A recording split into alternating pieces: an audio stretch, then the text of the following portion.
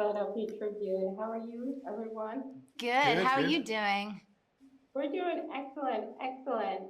I'm going to start with you, Chiwetel. Your character, he's a little bit assertive, to put it politely, and he wants to go after Eddie Venom. Talk a little bit about how he's utilizing the military to kind of like wreak heck to achieve his mission.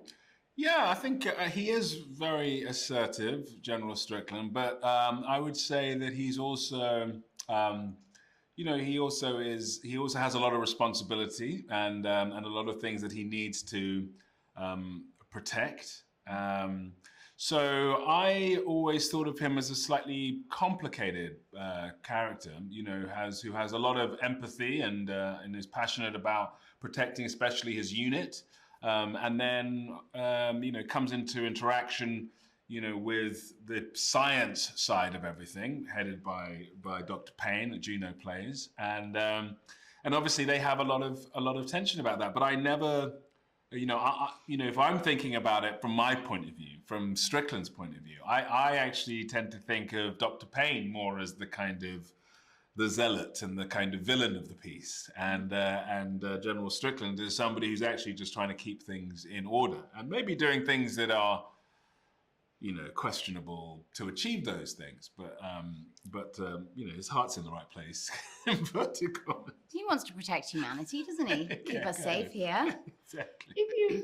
If you want to say that, Juno, I love this for you. This is a different type of role than we're used to seeing. A little bit more intense in the name of science. Talk about that, because you first meet her, you think, oh, she might be, she has all the right reasons, but then we find out that she too is on a different type of mission. She has a journey. Yeah, she has a journey. But it comes again from a place of a childhood experience that affected the rest of her life. And she is a smart scientist, but also deeply invested in her research of the great beyond and outer space and extraterrestrials. And she is a lucky scientist because she gets to actually interact with a symbiote, right? Which I think for any scientist would be the most mind-blowing and exciting experience ever. And yes, I think it is questionable about how much she has invested in alien life form and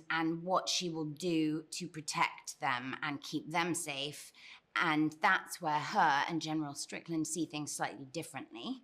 I think she is passionately exploring things from a place that really lives in her heart, which I think gets complicated when you have the human world, which she's a part of it, but I don't think it matters as much to her as things beyond it. And so it's an exciting adventure for her, for sure.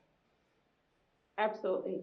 Well, I really love this for both of you, and I'm sure audiences are going to be just as enthralled as they were with the previous two installments. It was a pleasure speaking with both of you today, and best of luck with the project. Thank you so much. Thank you. Thanks so much. You are welcome.